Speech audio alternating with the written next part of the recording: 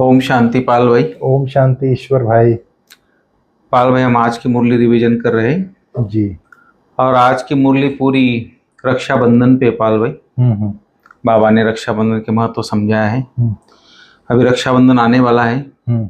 और हमारा ब्राह्मणों का सबसे बड़ा त्योहार है रक्षाबंधन, हम्म। संगम युग का।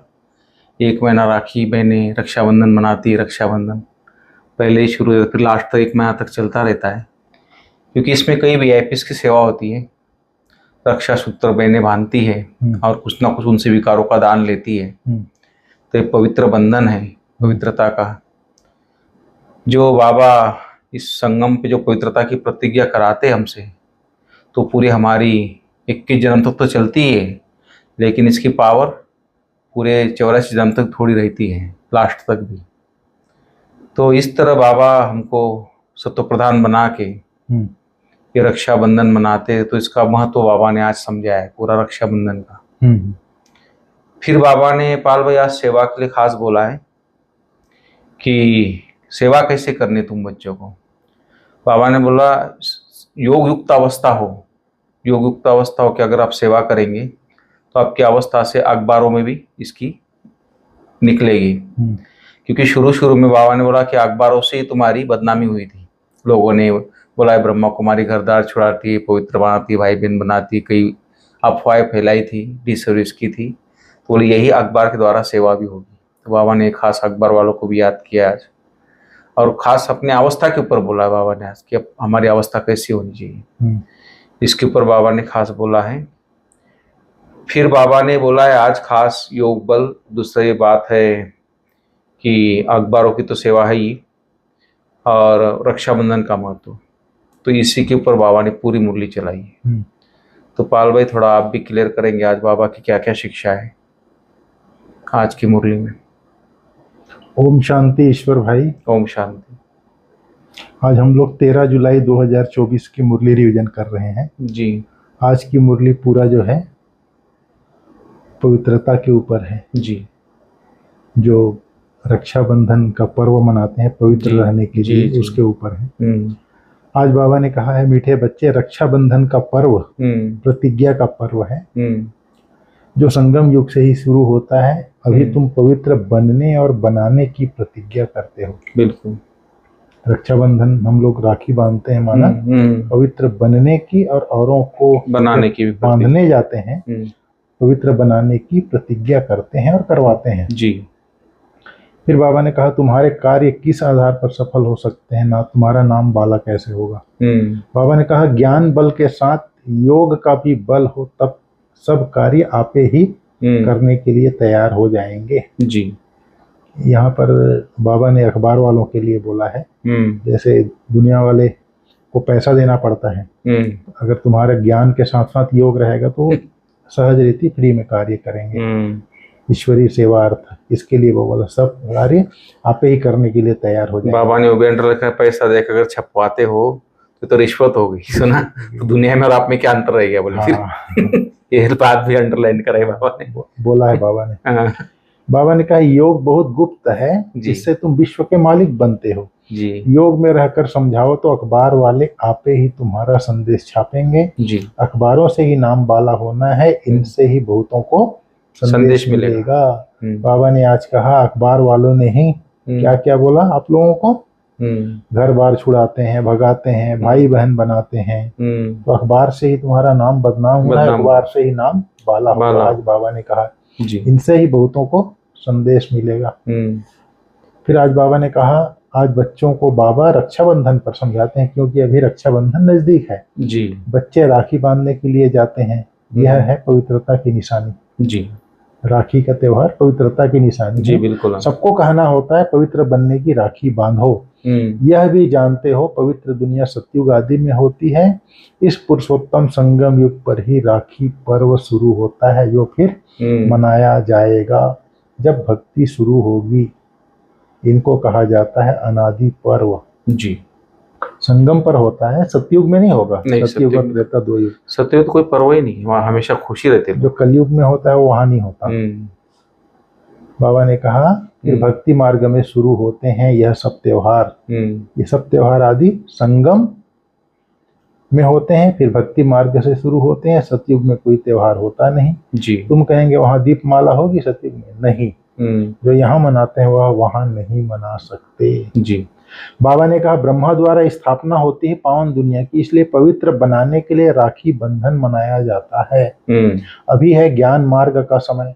ज्ञान सागर एक ही भगवान है जो सारी दुनिया को वाइसलेस बनाते थे। भारत वाइसलेस था तो सारी दुनिया वाइसलेस थी। जी। भारत को वाइसलेस बनाने से सारी दुनिया वाइसलेस हो जाती है। बिल्कुल। भारत सचखंड था, सृष्टि के आदि में देवता धर्म ही था। उसको ही कहा जाता है निर्विकारी पवित्र धर्म, जिसको 5000 वर्ष हुए। यहाँ भी पवित्र बनने का पुरुषार्थ करते हैं। सबसे बड़ा उत्सव तो यह है, प्रतिज्ञा करनी चाहिए बाबा हम पवित्र जरूर बनेंगे। परमपिता परमात्मा आते हैं आत्मा और परमात्मा जीव आत्माओं का मिलन कराने, इसको ही कुंभ कहा जाता है। फिर बाबा ने कहा यहाँ भी कुंभ होता है, लेकिन ये पानी में स्नान करने का मेला, यह तो अनेक बार मनाते आए। तो यह है भक्ति मार्ग बाबा ने कहा था, और हमारा है ज्ञान मार्ग।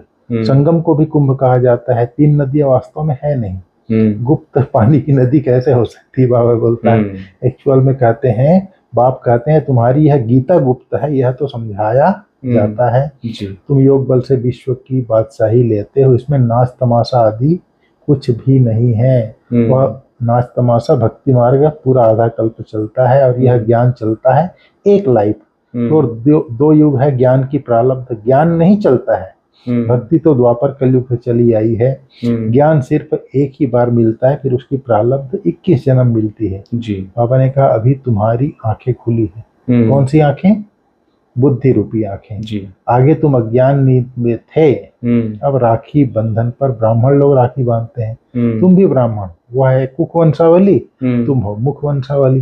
भक्ति मार्ग में कितनी अंधश्रद्धा है, दूबन में फंसे हुए हैं।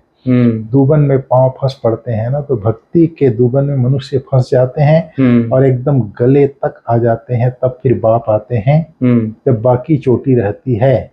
पकड़ने के लिए तो चोटी चाहिए, बाबा बोलते हैं। जी। फिर बाबा ने कहा है अपने को आत्मा समझ बाप को याद करना है बेहद का वर्षा लेने के लिए। वह है ही गुप्त, जिससे तुम विश्व के मालिक बनते हो। जी। कहाँ भी बैठकर तुम याद कर सकते हो। सिर्फ यहाँ बैठकर योग नहीं, साधना करनी है। जाकर औरों को आप समान बनाओ। ज्ञान और याद दोनों सहज है। सिर्फ 7 दिन कोर्स कर लिया, बाकी जास्ती कोई दरकार नहीं। फिर तुम जाकर औरों को आप समान बनाओ। बाप ज्ञान का शांति का सागर है। यह 2 बातें हैं मुख्य, इनसे तुम शांति का वर्षा ले रहे हो। याद भी बड़ी सूक्ष्म है। जी। बाबा ने कहा तुम भले बाहर चक्कर लगाओ, बाप को याद करो। पवित्र बनना है, दैवी गुण भी धारण करना है, कोई भी अवगुण नहीं होना चाहिए। जी बिल्कुल। काम का भी अवगुण भारी अवगुण है। बाप कहते हैं अब तुम पतित मत बनो। भले स्त्री सामने हो, तुम अपने को आत्मा समझ मुझ बाप को याद करो। बाबा ने कहा वह है परमात्मा। कौन? परमात्मा। परम धाम में रहते हैं, इसलिए परम कहा जाता है। बाबा ने कहा अब नंबरवार पुरुषार्थ अनुसार तुम ज्ञान ले रहे हो। पास विद अनर जो होते हैं उनको कहेंगे पूरा ज्ञान सागर बने हैं। बाप भी ज्ञान सागर, तुम भी ज्ञान के सागर। बाबा ने कहा बाप को जाना तो बस बाप और वर्षे को याद करो, पवित्र बनो, दैवी गुण धारण करो। बाप और वर्षा कितना सहज है, एम ऑब्जेक्ट ही सामने है। बाबा ने कहा ब्राह्मणों को पावन बनाने बाप आया है, इसलिए राखी बंधवाते हैं। पतित पावन भारत को पावन बना रहे हैं। हर एक को पावन बनना है, क्योंकि अब पावन दुनिया स्थापन होती है। अभी तुम्हारे 84 जन्म पूरे हुए। जिसने बहुत जन्म लिए होंगे वह अच्छी रीति समझते रहेंगे। पिछाड़ी में आने वाले को इतनी खुशी नहीं होगी, क्योंकि कम भक्ति की है। भक्ति का फल देने बाप आता है। जी। सबसे तीखी सर्विस जो करते हैं उसने जरूर जास्ती भक्ति की है। बाबा नाम तो लिखते हैं कुमार का माने दादी प्रकाश मणि, जानकी दादी, जनक है, मनोहर दादी, मनोहर है, गुलजार है। नंबरवार तो होते हैं, यहाँ नंबरवार बिठा नहीं सकते, तो विचार करना है रक्षाबंधन का अखबार में कैसे डालें। वह तो ठीक है, मिनिस्टर आदि के पास जाते हैं, राखी बांधते हैं, परंतु पवित्र तो बनते नहीं हैं। तुम कहते हो पवित्र बनो तो पवित्र दुनिया स्थापन हो जाए। तिरसठ जन्म भिखारी बने, अब बाप कहते हैं यह अंतिम जन्म पवित्र बनो। खुदा को याद करो तो तुम्हारे सिर पर जो पाप है वह उतर जाएंगे। आज बाबा ने सार में बोला है, पास विद ऑनर होने के लिए बाप समान ज्ञान का सागर बनना है। जी बाबा ने बीच में बोला था ना, पास विद ऑनर जो होते हैं उनको कहेंगे पूरा ज्ञान का सागर। जी ज्ञान को पूरा हब करना पड़ेगा भाई साहब, तब पास विद ऑनर बन सकते हैं। एक मुरली में बाबा ने कहा था, तुम चिड़ियों ने सागर को हब कर लिया, बोले दादियों के लिए बोला था। दादी, जानकी दादी स्थिर चित्त, एकाग्र चित्त, मुरली को पढ़ करके बुद्धि को इतना भरपूर कर लिया, चित्त एकदम एकाग्र हो गई, स्थिर चित्त। विश्व की सर्वाधिक स्थिर चित्त महिला थी दादी जी, ज्ञान को हब करके, मास्टर ज्ञान सागर बन करके। कोई भी अवगुण अंदर है तो उसको जांच कर निकाल देना है। शरीर को देखते हुए न देख, आत्मा निश्चय कर आत्मा से बात करनी है। योग बल इतना जमा करना है जो अपना हर काम सहज हो जाए। अखबारों द्वारा हर एक को पावन बनने का संदेश देना है, आप समान बनाने की सेवा करनी है। बाबा ने कहा आज वरदान इसी के अनुरूप है, पवित्र बनना है ना जी, उसी के अनुरूप।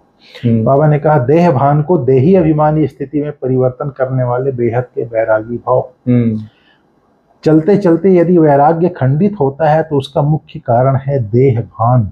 जब तक देह भान का वैराग्य नहीं है तब तक कोई भी बात का वैराग्य सदा काल नहीं रह सकता।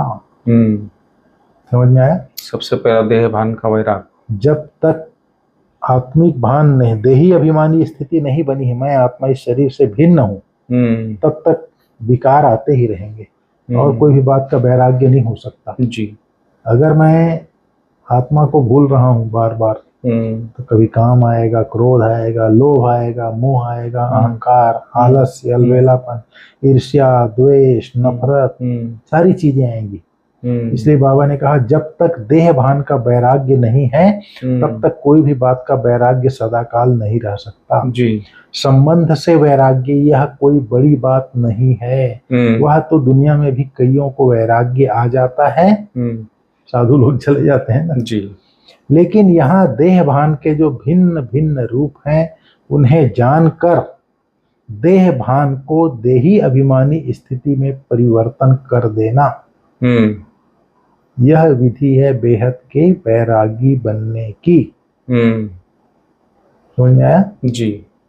यहाँ जो देह भान के भिन्न भिन्न रूप हैं, भिन्न भिन्न रूप को हमने जाना। जैसे रावण के लिए दिखाते हैं ना, एक हाथ को तो काटता था तो फिर दूसरा हाथ को काटता था, फिर आके जुड़ जाता था, सिर भी आके जुड़ जाता था। जब तक उसके नाभि में नहीं मारा था, नाभि अर्थात देह भान, देह भान को भूल करके आत्मिक भान में जब तक नहीं बनेंगे तब तक ये रावण 5 विकार नहीं मरेंगे। इसलिए बाबा ने कहा है यहाँ देह भान के जो भिन्न भिन्न रूप हैं उन्हें जान लो, समझ लो, इसलिए फिर देह भान को देही अभिमानी स्थिति में परिवर्तन कर देना, यह विधि है बेहद की बैरागी बनने की जी। आज का स्लोगन है संकल्प रूपी पांव मजबूत हो तो काले बादल जैसी बातें भी परिवर्तन हो जाएंगी।